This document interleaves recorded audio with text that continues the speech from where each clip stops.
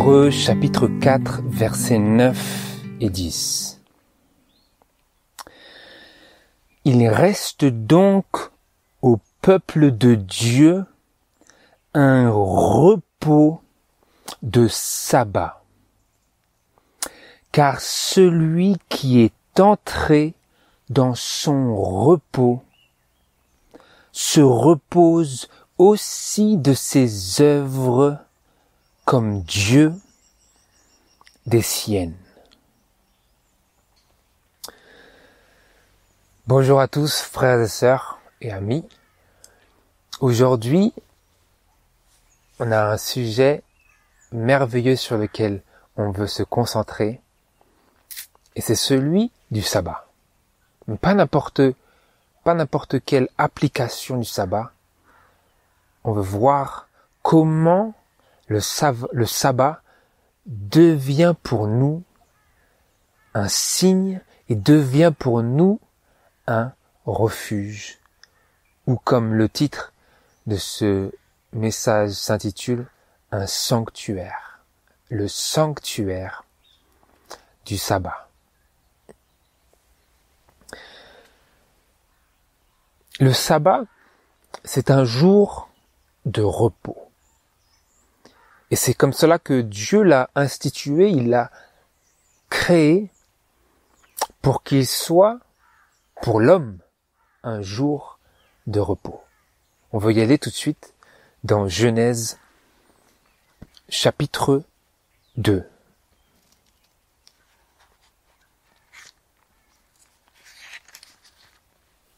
Genèse chapitre 2 et versets 2 et 3.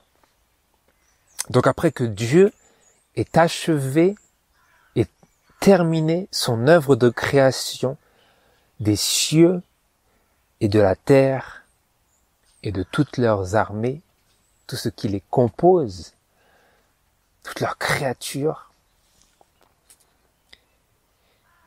nous lisons: et Dieu eut achevé au 7e jour son œuvre qu'il avait faite, et il se reposa au 7e jour de toute son œuvre qu'il avait faite.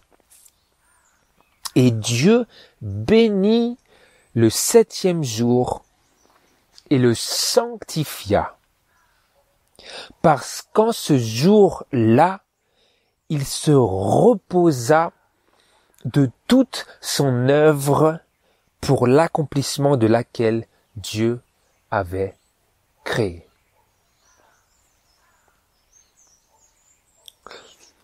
Dieu a créé pendant 6 jours, littéraux, cette terre et ce système solaire comprenant la lune, le soleil et les planètes, et qui sait peut-être, notre galaxie.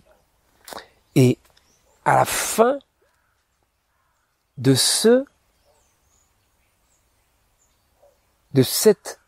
activité de création de Dieu, miraculeuse, direct droit de sa main,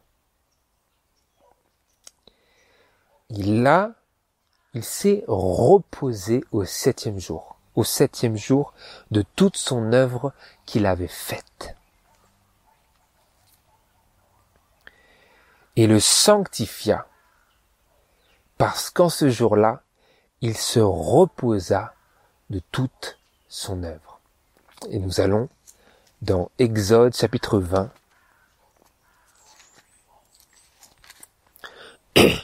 Exode chapitre 20, versets 8 à 11, où nous avons la partie des 10 commandements qui a directement trait au sabbat. Le 4e commandement qui nous dit: souviens-toi du jour du repos pour le sanctifier. Tu travailleras 6 jours et tu feras toute ton œuvre, mais le 7e jour est le repos de l'Éternel ton Dieu. Tu ne feras aucune œuvre en ce jour-là, ni toi, ni ton fils, ni ta fille, ni ton serviteur, ni ta servante, ni ton bétail, ni l'étranger qui est dans tes portes. Car l'Éternel a fait en 6 jours les cieux et la terre, la mer et tout ce qui est en eux, et il s'est reposé le 7e jour. C'est pourquoi l'Éternel a béni le jour du repos et l'a sanctifié. Donc vous avez ici les passages principaux de la parole de Dieu au sujet du sabbat et de son origine. Et maintenant, on veut se concentrer sur ce que le sabbat est pour nous de manière très intime pour pouvoir passer outre cette barrière de légalisme qui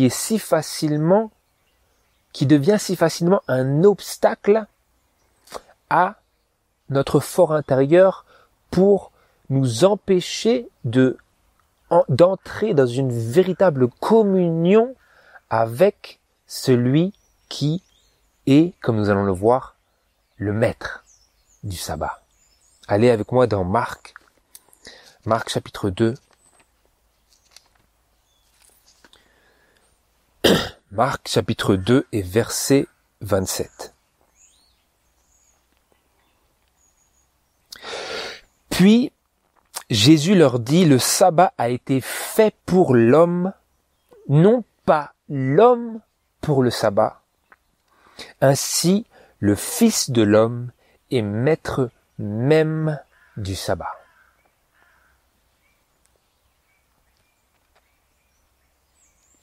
Donc, ce n'est pas l'homme qui a été créé pour rentrer dans cette institution du sabbat, pour s'adapter au sabbat, mais c'est le sabbat que Dieu a institué et créé pour subvenir aux besoins de l'homme. Mais attention, parce que c'est Dieu qui l'a créé et qui l'a sanctifié ou mis à part. Et l'homme, est appelé à entrer dans le sabbat tel que Dieu l'a sanctifié, pour qu'il soit pour lui, pour l'homme, ce pourquoi Dieu l'a créé. Parce que le sabbat a été fait pour l'homme. Mais ici, nous lisons que le Fils de l'homme, ou Jésus, est maître même du sabbat. Comme nous le lisons dans Exode, nous venons de le lire, chapitre 20, verset 11, où nous lisons que ce sabbat, c'est le jour de quelqu'un. Il appartient à quelqu'un.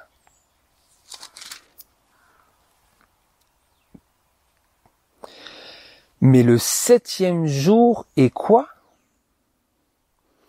Et le repos de l'Éternel, ton Dieu. Car l'Éternel a fait en 6 jours les cieux et la terre, et il s'est reposé le 7e jour. Donc il ne s'agit pas ici de n'importe quel sabbat, il s'agit du sabbat de l'Éternel, ton Dieu, directement lié à son œuvre de création. Donc on voit ici que il s'agit de se souvenir d'un jour dont Jésus est maître et qui est le sabbat de l'Éternel Dieu ou de Jésus-Christ, dont il est maître. Et si vous regardez avec moi dans une déclaration de l'Esprit de prophétie,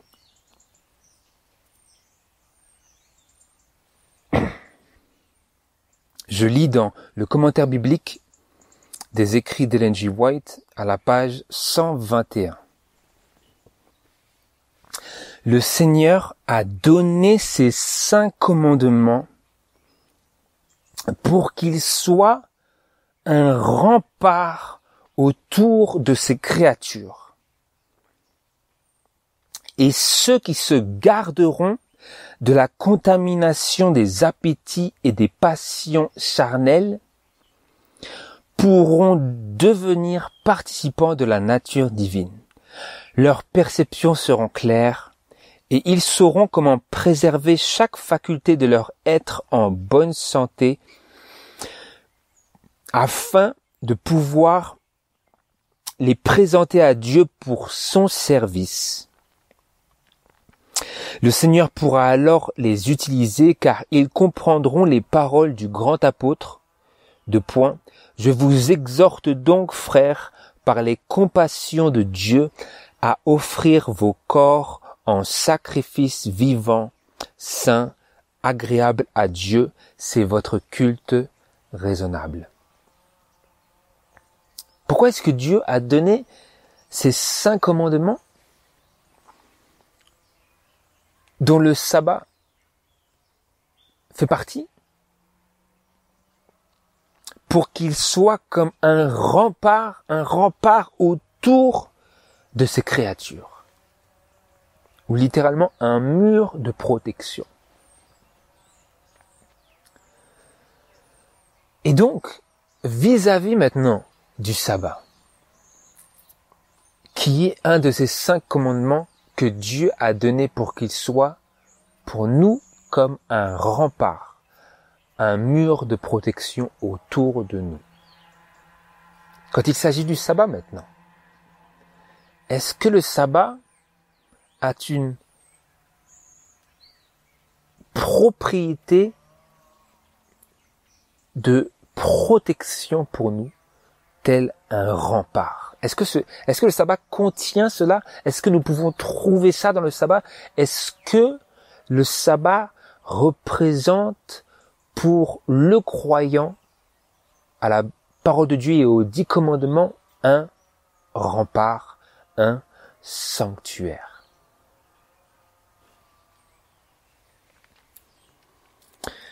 Nous allons maintenant, pour poursuivre, dans Exode chapitre 31. Exode chapitre 31 et verset 12 et suivant.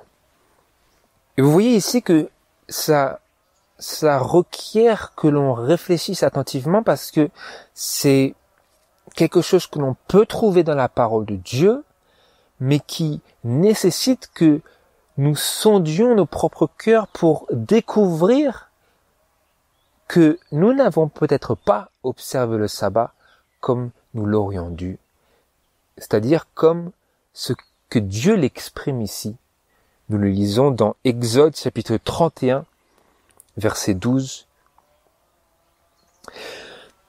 L'Éternel parla encore à Moïse en disant, « Et toi, parle aux enfants d'Israël et dis,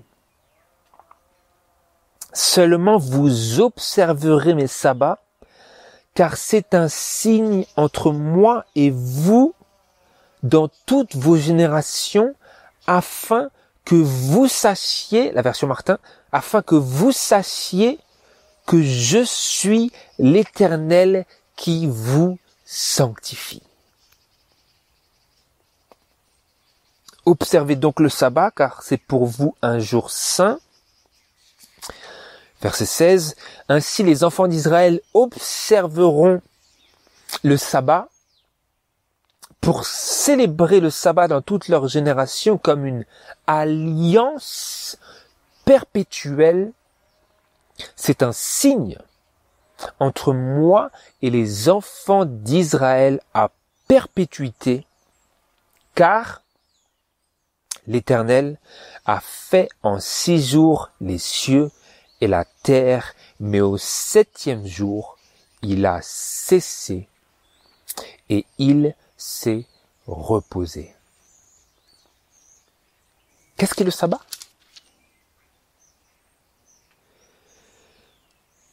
c'est un signe. Vous observerez, vous garderez mes sabbats, car c'est un signe entre moi et vous dans toutes vos générations, afin, comme c'est écrit dans la Bible Martin, afin que vous sachiez que je suis l'Éternel qui vous sanctifie. Est-ce que vous voyez ici un rôle crucial du sabbat dans la vie du chrétien? Est-ce qu'il y a quelque chose qui commence à s'ouvrir à notre entendement ici? S'agit-il simplement d'un jour que nous venons observer tous les 7 jours comme pour satisfaire à une ordonnance donnée il y a longtemps? Dieu dit ici, vous le garderez parce que c'est un signe entre moi et vous que je suis l'Éternel qui vous sanctifie temps présent. Autrement dit, c'est un signe d'une, comme nous allons le lire, mais vous pouvez déjà le retirer de ce qui est écrit ici, d'un signe d'une relation continuelle et qui doit être ininterrompue, de la même manière que les jours de la semaine se suivent l'un après l'autre sans aucune interruption. Nous ne connaissons pas d'interruption dans le temps. Et Dieu dit, je suis ceci, ce sabbat est un signe de ce que je suis pour vous, en ce que je vous sanctifie.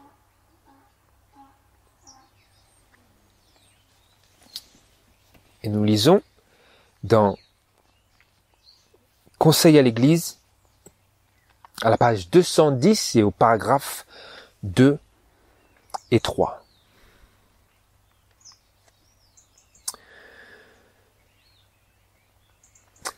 Comme le sabbat était le signe caractéristique d'Israël lorsqu'il sortit d'Égypte pour entrer dans la Canaan terrestre, de même, ce jour est le signe distinctif du peuple de Dieu au moment où ils sortent de ce monde pour entrer dans le repos céleste. Le sabbat est un signe de la relation qui existe entre Dieu et son peuple, un signe qu'ils honorent sa loi. Il distingue ses fidèles sujets de ceux qui transgressent ses commandements. Du haut de la colonne de nuée, Christ fit cette déclaration au sujet du sabbat. Seulement vous garderez mes sabbats, car c'est un signe entre moi et vous dans toutes vos générations, afin que vous sachiez que je suis l'Éternel qui vous sanctifie. Écoutez maintenant. Le sabbat qui fut donné au monde pour rappeler à l'homme que Dieu est le Créateur, lui rappelle aussi qu'il est celui qui le sanctifie.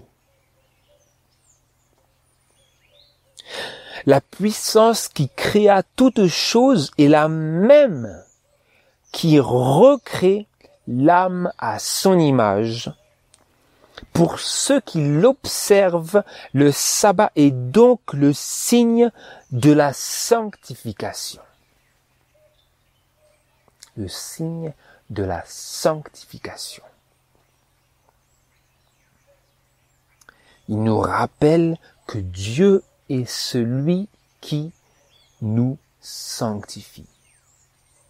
C'est le rôle que joue le sabbat. L'homme n'a pas été fait pour le sabbat a été fait pour l'homme, mais le sabbat joue un rôle pour rappeler à l'homme que Dieu est le Créateur et lui rappeler aussi que Dieu est celui qui le sanctifie, qui sanctifie l'homme. Dieu a sanctifié le sabbat, il l'a mis à part, il s'y est reposé dans ce 7e jour, pas le premier, ni le 2e, ni le 6e. Il s'est reposé dans ce 7e jour, qui est le samedi.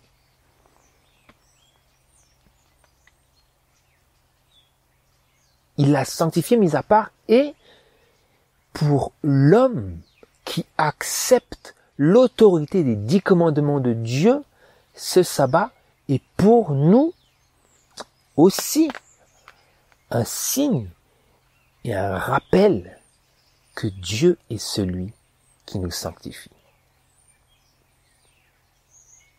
Pour ceux qui l'observent, le sabbat est donc le signe de la sanctification. La vraie sanctification, je poursuis, c'est être en harmonie avec Dieu. C'est posséder un caractère semblable au sien. Elle nous est communiquée lorsque nous obéissons aux principes qui sont l'expression de son caractère. Le sabbat est par conséquent le signe de l'obéissance. Celui qui observe de tout son cœur le 4e commandement obéira à toute la loi. Il est sanctifié par l'obéissance. De quoi le sabbat est-il un signe? La vraie sanctification, c'est être en harmonie avec Dieu, et cette sanctification nous est communiquée lorsque nous obéissons aux principes qui sont l'expression de son caractère, dont le sabbat fait partie. Et le sabbat est par conséquent le signe de l'obéissance. Le signe de l'obéissance. Celui qui observe de tout son cœur le 4e commandement, celui du sabbat, obéira à toute la loi. Pourquoi? Parce que c'est le signe de la sanctification de l'homme, dans son obéissance à tous les commandements de Dieu. Il obéira à toute la loi, il est sanctifié par l'obéissance. Et le sabbat est le signe de cette obéissance.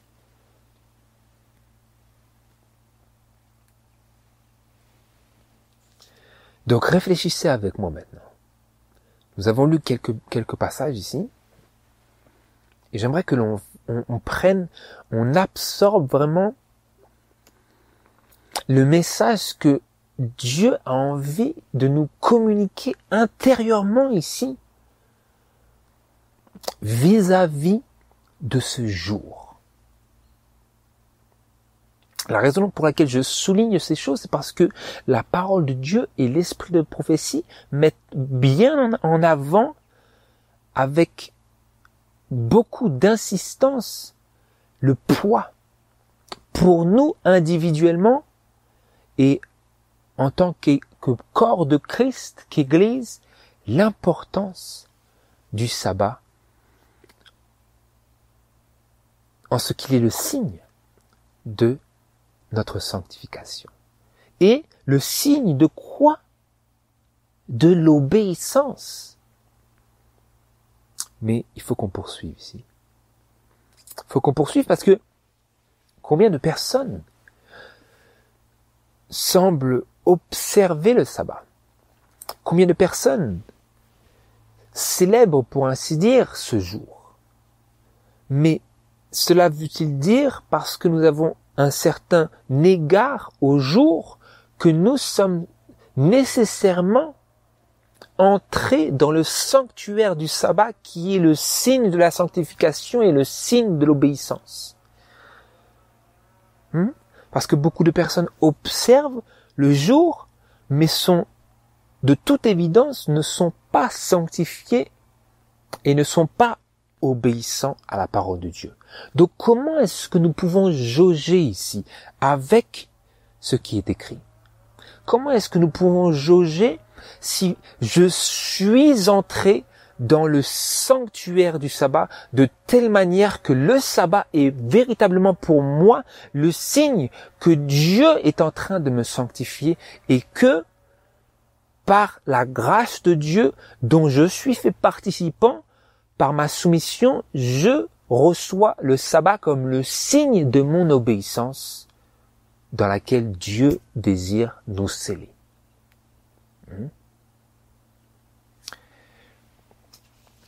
Donc, quand nous venons au sabbat avec cet esprit-là, que nous venons de contempler ici, quand nous venons au sabbat avec cet esprit-là,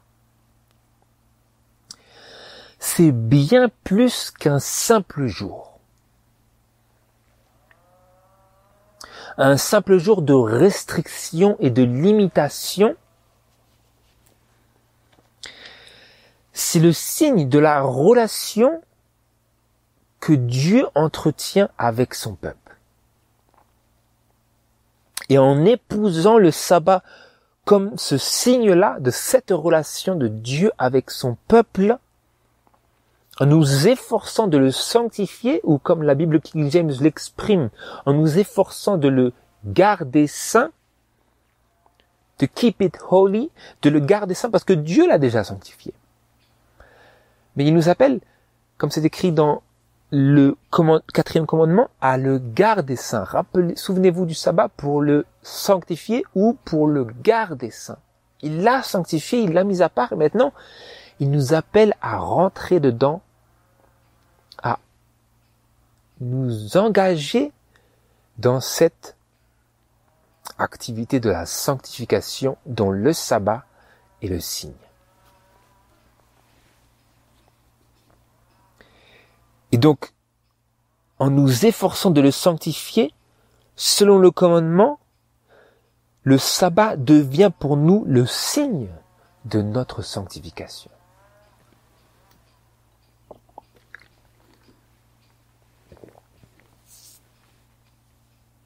Et donc, avec ces pensées qui régissent notre attitude envers Dieu et envers ses exigences,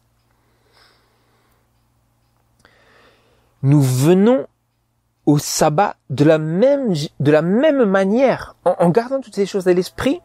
Maintenant, nous pouvons venir et nous venons au sabbat de la même manière que Jésus nous invite à venir à lui. Parce que rappelez-vous, il a dit que Jésus et le Fils de l'homme est maître même du sabbat. Donc, il est maître du ciel et de la terre, ou comme une connaissance me l'a dit, le grand maître du monde et de l'univers, et il est maître même du sabbat. Il est maître du sabbat. Et celui qui est maître du sabbat, qu'il a donné pour être un signe qui nous sanctifie, que lui nous sanctifie personnellement, qu'il est lui-même impliqué dans cette activité de sanctification par laquelle qu'il manifeste à travers le sabbat. Lui maintenant, il nous dit dans Matthieu chapitre 11,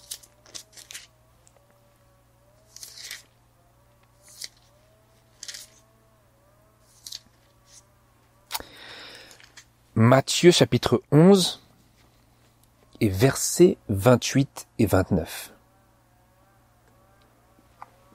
Qu'est-ce qu'il dit celui qui est maître du sabbat? Venez à moi, vous tous qui êtes fatigués et chargés, et je vous soulagerai. Chargez-vous de mon joug et apprenez de moi, parce que je suis doux et humble de cœur, et vous trouverez le repos de vos âmes, car mon joug est aisé et mon fardeau léger.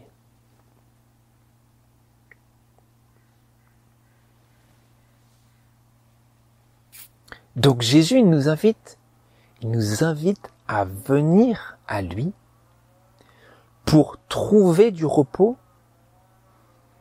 et il attire notre attention vers son exemple. Et qu'est-ce qu'il est? Il dit, parce que je suis doux et humble de cœur. Ou en d'autres termes, je ne fais pas ma volonté. Mais ce que le Père dit, c'est ça que je fais. Et la raison pour laquelle nous avons besoin, et nous venons au sabbat de la même manière que Jésus nous invite à venir à lui, la raison pour laquelle nous avons besoin d'y venir de cette manière, et donc de venir à Jésus dans le sabbat dont il est maître, c'est parce que, comme nous allons le voir après, le sabbat requiert que nous renoncions à nos propres entreprises, à nos propres pensées, à nos propres plaisirs, à nos propres voies. Mais c'est impossible pour l'homme de faire cela à moins que nous venions d'abord à Jésus et que nous venions à Jésus dans le sabbat pour que nous puissions y prendre plaisir au lieu que ça soit un simple jour de restriction et de limitation. Parce que si le Seigneur Jésus n'est pas pour nous dans le sabbat, alors le sabbat ne sera qu'un jour d'actes et de cérémonies et de rites purement légalistes. Il n'y aura pas de vie là-dedans. Il n'y aura pas de réjouissance. Il n'y aura pas de paix. Il n'y aura pas de satisfaction parce que nous n'y sommes pas venus en réfléchissant que nous venons à Christ lorsque nous arrivons au sabbat. Et comme cette merveilleuse chanson spirituelle l'exprime, le sabbat est un temple fait de temps. Si ça vous intéresse, la chanson s'appelle A Temple Made of Time. Le sabbat, c'est un temple fait de temps. Et d'où la raison pour nous de bien réfléchir et de considérer attentivement ces choses, parce que, à la différence d'un temple dont nous pouvons cerner les limites et les murs, ce sabbat est un temple fait de temps.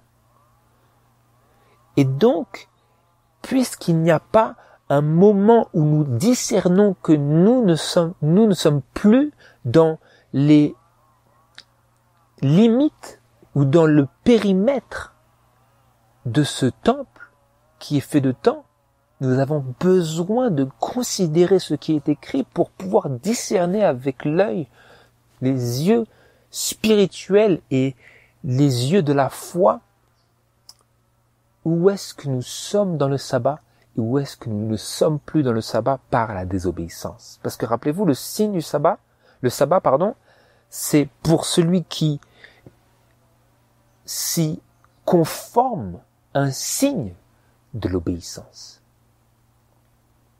Pour pouvoir y être obéissant, il faut comprendre à travers ce qui est écrit quelles en sont les limites.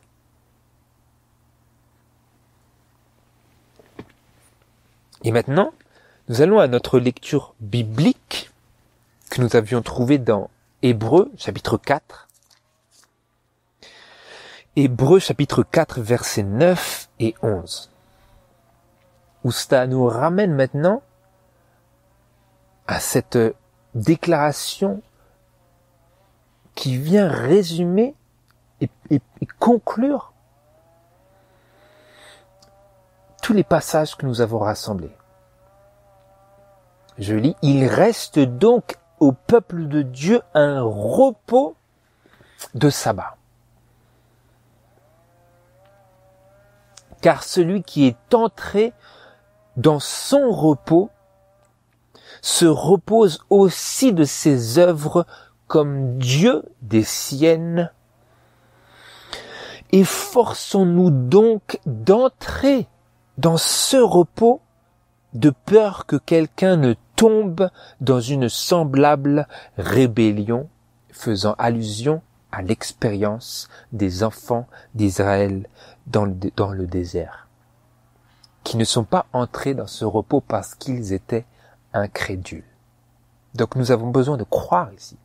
Mais plus que ça, nous avons besoin ici tout d'abord de comprendre qu'il reste bel et bien au peuple de Dieu un repos de sabbat. Très très important ici. Et c'est ici que des milliers, si ce n'est des millions de chrétiens font faux pas. Notez bien ici.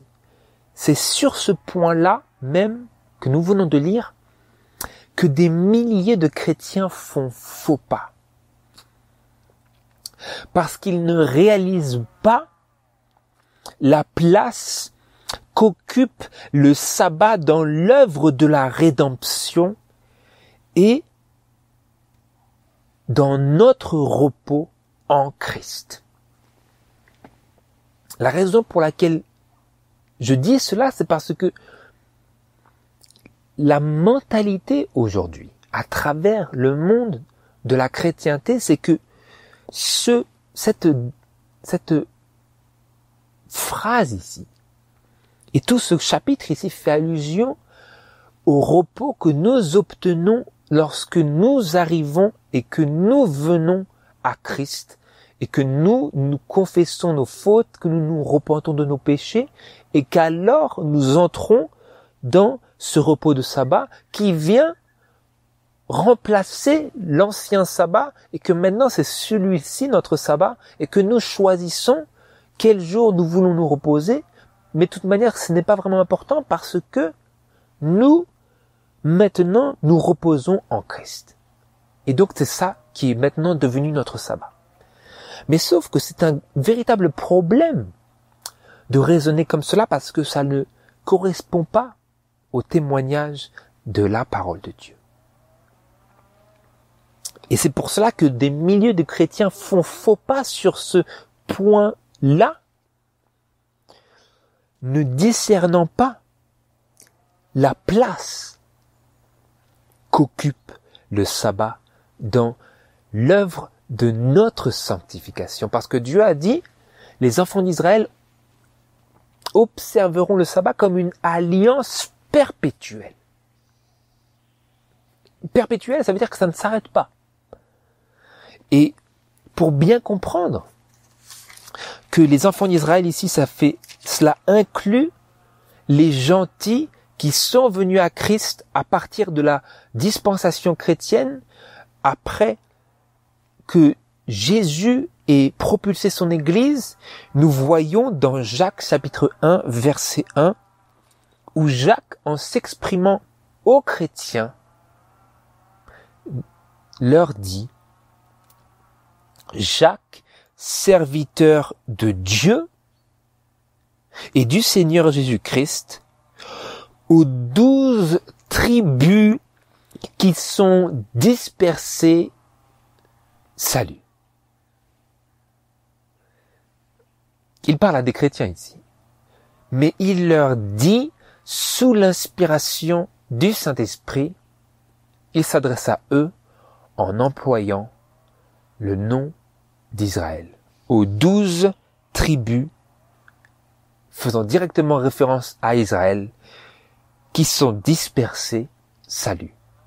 Donc maintenant, l'expression, le terme Israël s'applique aux chrétiens qui sont, comme l'a dit l'apôtre Paul, juifs à l'intérieur, qui ont le cœur circoncis.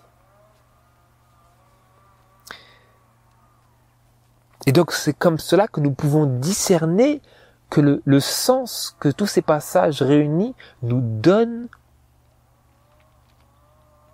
Et donc le sabbat est le signe que Jésus nous sanctifie et qu'il nous aide à faire non pas notre volonté, mais sa volonté.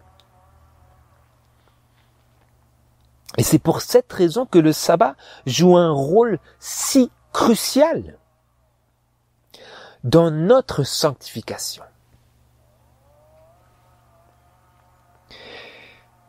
Pourquoi?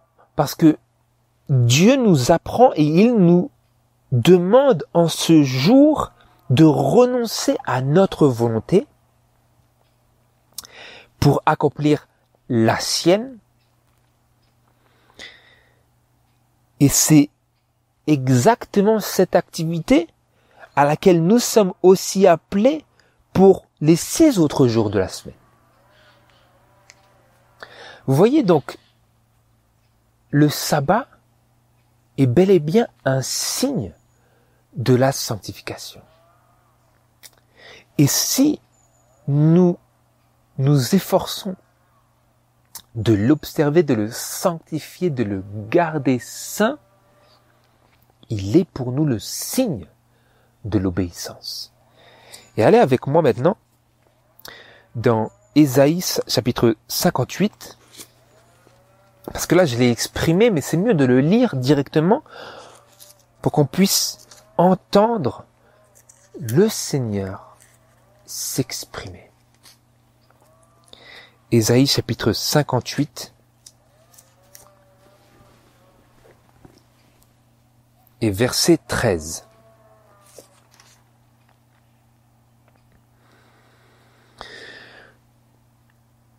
Si tu retiens ton pied au jour du sabbat, pour ne pas faire ta volonté dans mon saint jour, si tu appelles le sabbat tes délices et honorable ce qui est consacré à l'Éternel,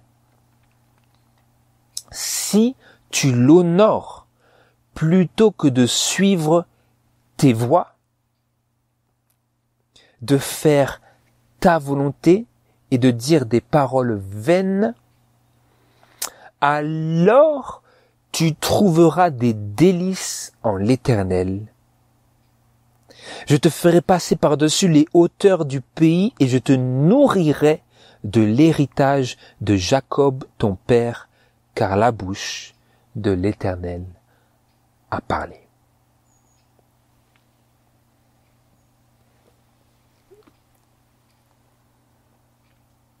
Si tu retiens ton pied au jour du sabbat, pour ne pas faire ta volonté dans mon saint jour. Si tu appelles le sabbat tes délices, si tu l'honores plutôt que de suivre tes voies, de faire ta volonté et de dire des paroles vaines, alors quoi? Alors quoi? Si tu fais cela, nous dit le Seigneur, alors quoi? Alors tu trouveras, littéralement, tes délices en l'Éternel. En qui? En quoi? Est-ce que tu trouveras tes délices dans le jour? Oui, mais tu trouveras tes délices en l'Éternel. Pourquoi? Parce que Jésus est maître même du sabbat. Et notez bien ici, gardez ces choses en tête ici. Si nous allons dans 1 Pierre chapitre 4, 1 Pierre chapitre 4 versets 1 à 2, vous notez ici quelque chose de vraiment important. Où nous lisons « Christ ayant donc souffert pour nous dans la chair, en ce qu'il a résisté aux tentations. » Il avait une chair comme la nôtre, vous savez, une chair de péché comme la nôtre. Il a été tenté en tout point comme nous le sommes, mais à la différence près que lui n'a pas péché. Et donc il nous a été donné un exemple et nous lisons que il a souffert pour nous dans la chair. Maintenant quoi? Christ ayant donc souffert pour nous dans la chair, vous aussi armez-vous de cette même pensée que celui qui a souffert en la chair a cessé de pécher. Donc cette souffrance, qu'est-ce qu'elle apporte? Vers quoi tend-elle cette souffrance dans la chair? Cette souffrance qui dit, voilà, j'ai envie de faire ceci, mais Seigneur, mais non pas ma volonté, ta volonté. Donc c'est ça l'activité de la sanctification. Nous sommes tentés à faire quelque chose comme Christ l'a été, mais Dieu nous appelle à renoncer à notre volonté, à dire non pas ma volonté, mais ta volonté, Seigneur.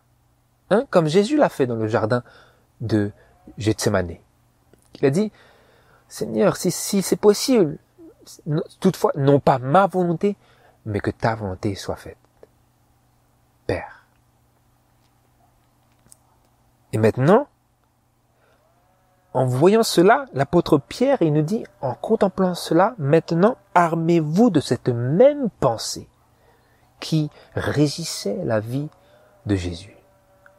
C'est que celui qui a souffert dans la chair a cessé de pécher.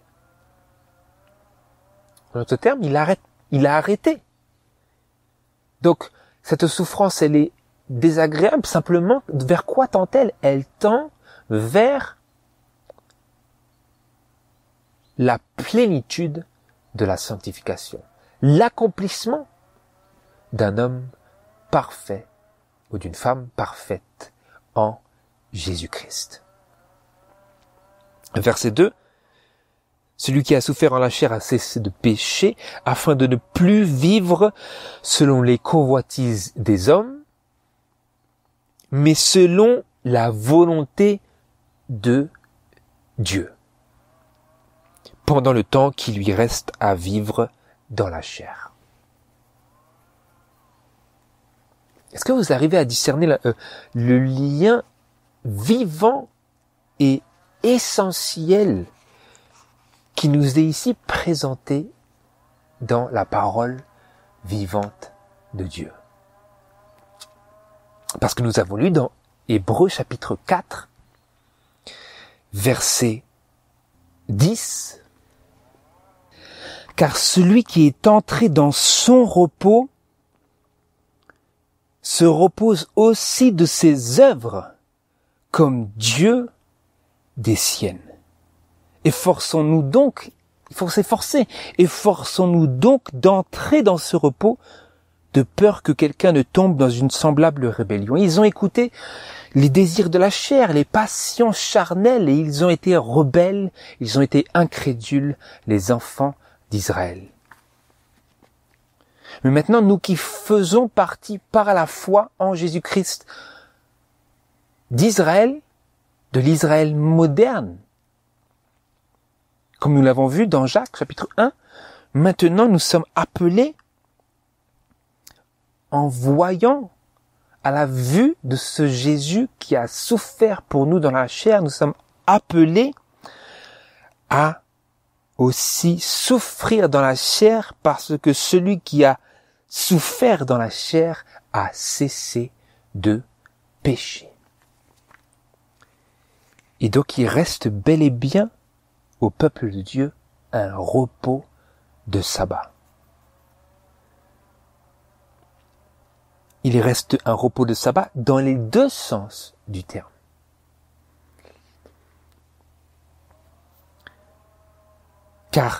Parce que c'est seulement en observant fidèlement le sabbat que nous pouvons apprendre la constance d'une vie de repos en Christ. Une vie où nous sommes cachés en lui et où n'accomplissons plus les œuvres de la chair.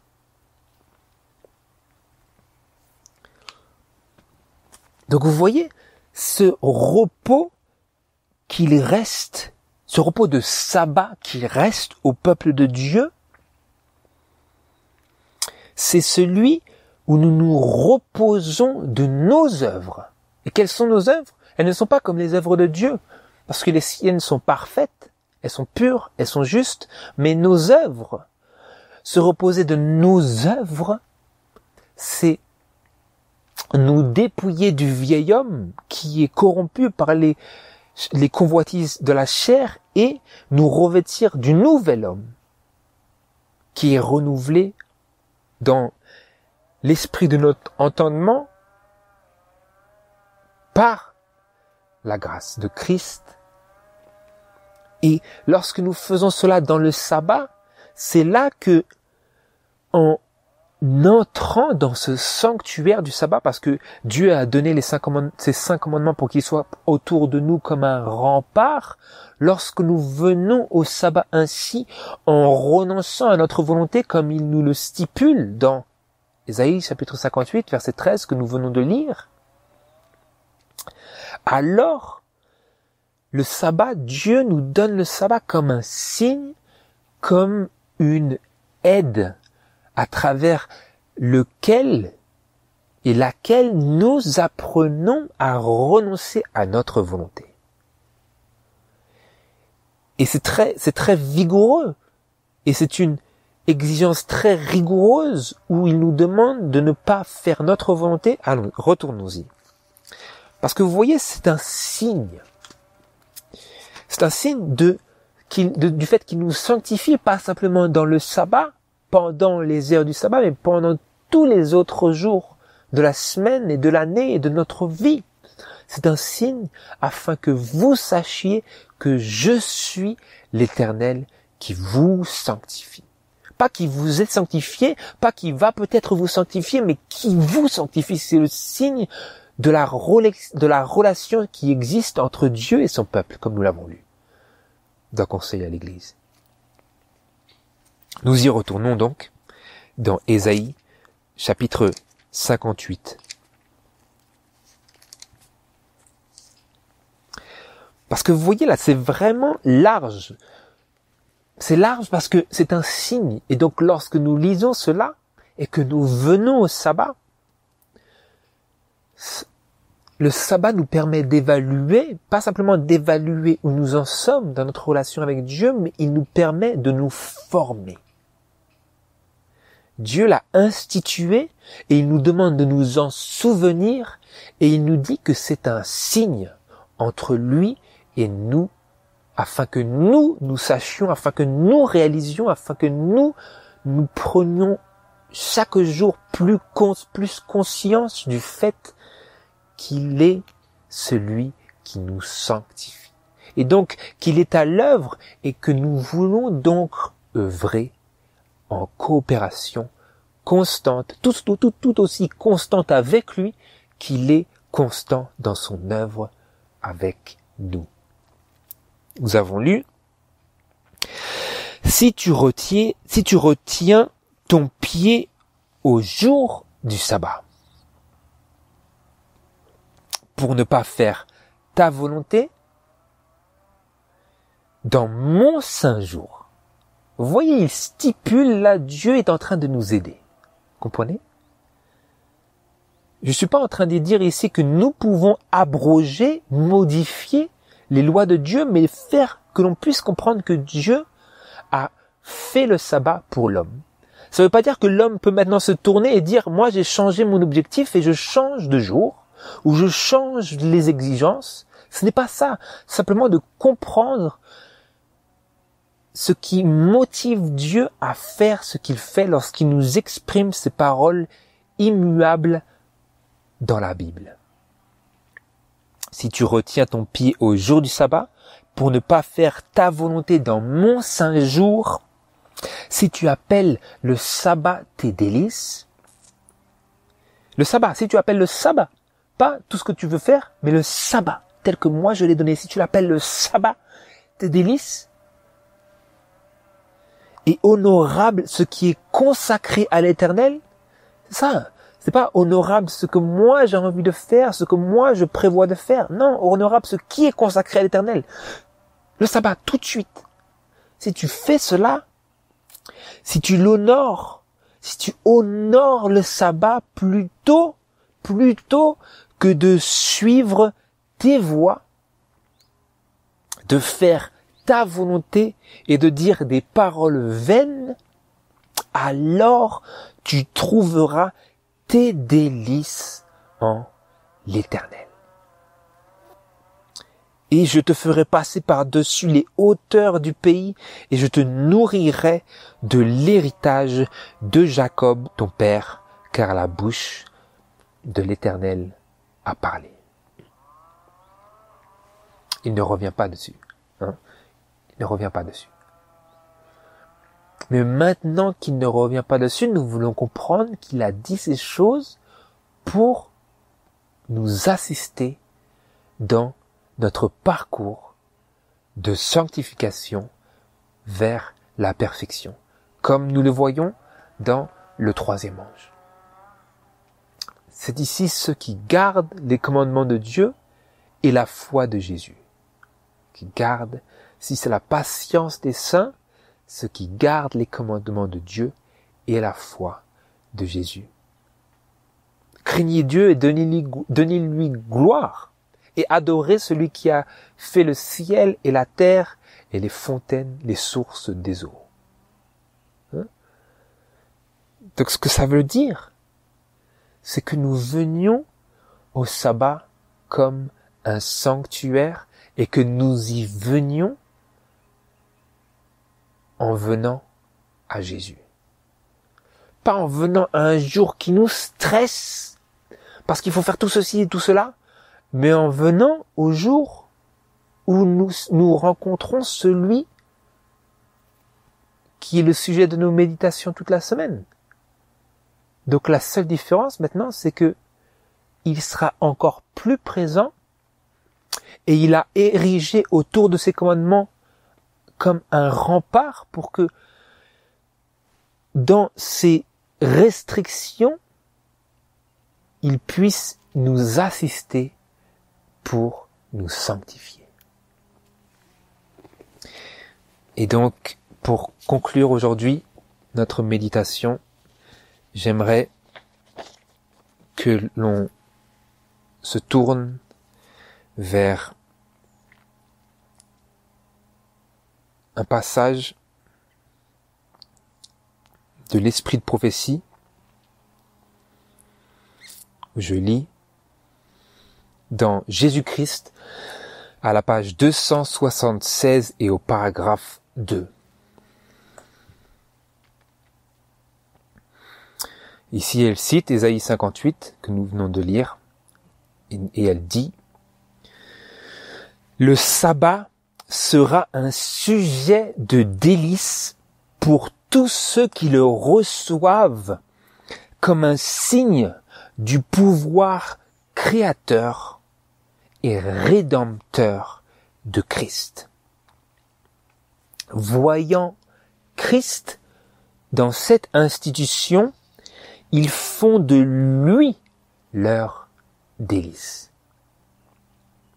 Le sabbat leur fait voir dans les œuvres de la création une preuve de son infinie puissance rédemptrice, tout en évoquant le souvenir de la paix perdue d'Éden. Il fait penser à la paix retrouvée par le moyen du Sauveur. Ainsi, tout ce qui est dans la nature répète son invitation de point. Venez à moi, vous tous qui êtes fatigués et chargés, et je vous donnerai du repos. Pas le sabbat.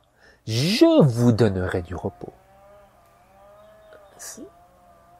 Il est dans le sabbat. Et lorsque nous voyons Christ dans le sabbat, eh bien nous ferons de lui, de Jésus, nos délices. Ce qui est écrit ici. Voyant Christ dans cette institution, ils font de lui leur délice. Et c'est ceci qui fait toute la différence, frères et sœurs.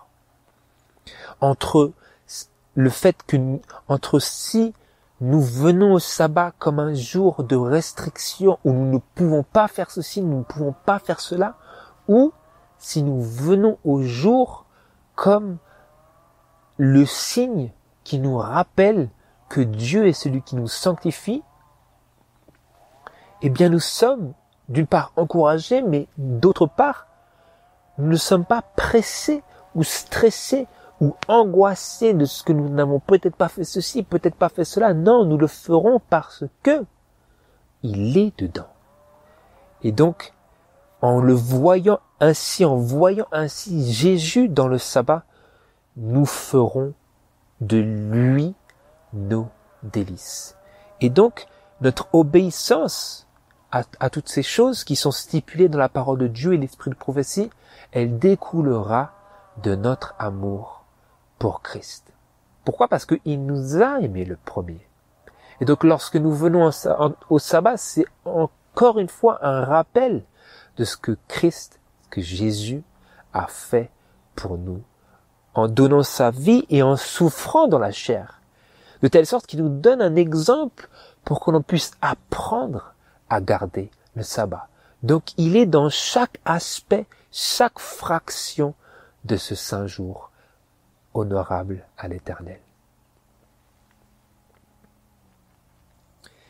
Et ici, je lis une dernière citation dans Sons and Daughters of God à la page 76 et au paragraphe 2.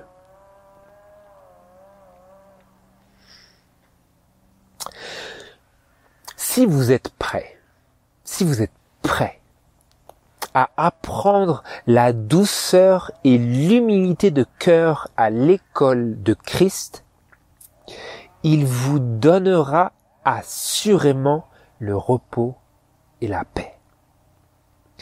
C'est un terrible combat que d'abandonner sa volonté et ses voies. D'abandonner notre volonté et nos voies. Mais cette leçon apprise, vous trouverez le repos et la paix.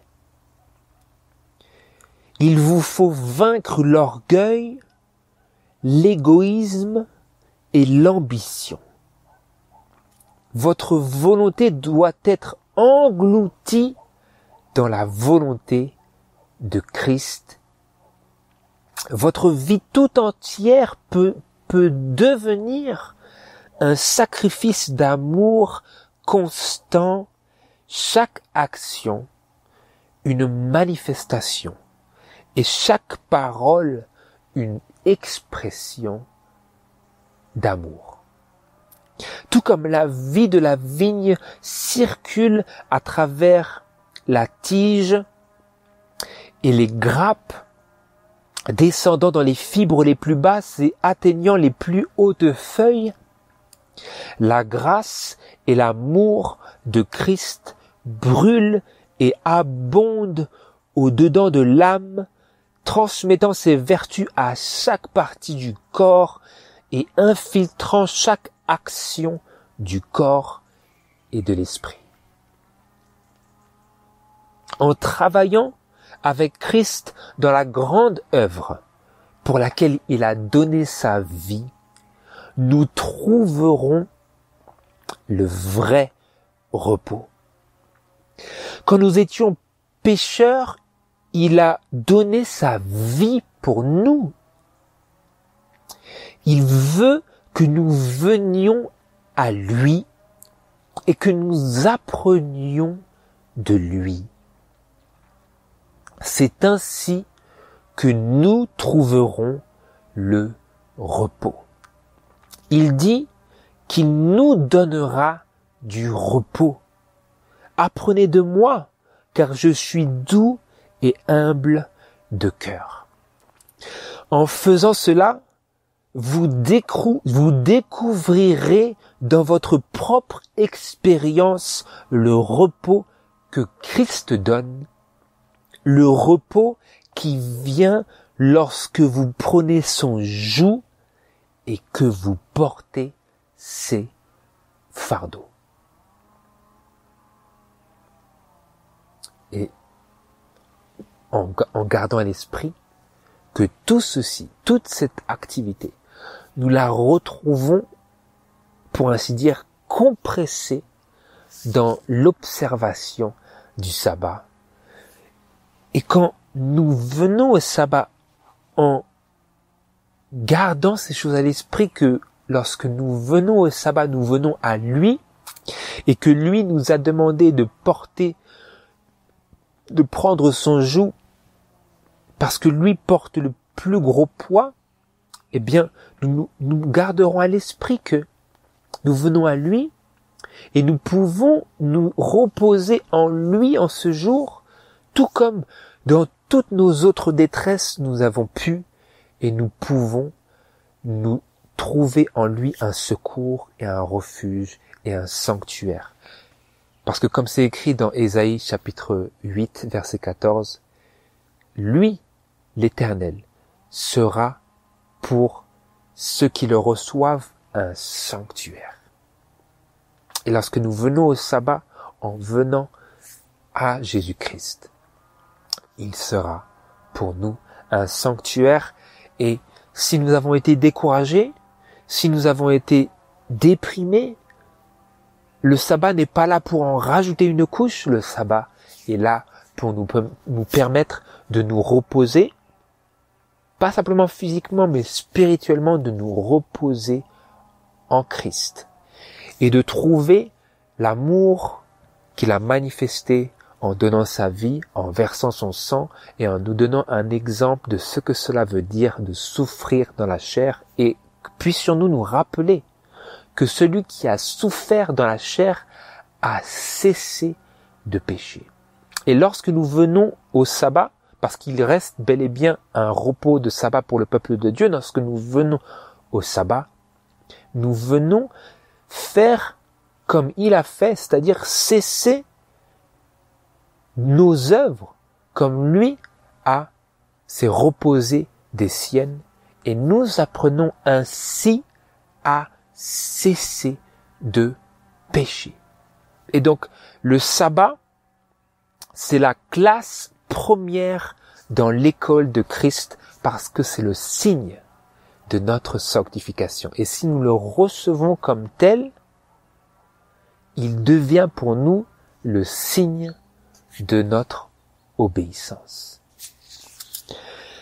Puissent ces pensées vibrer à l'intérieur de nous et nous donner un renouveau de motivation pour observer, garder saint, sanctifier le sabbat du Seigneur notre Dieu.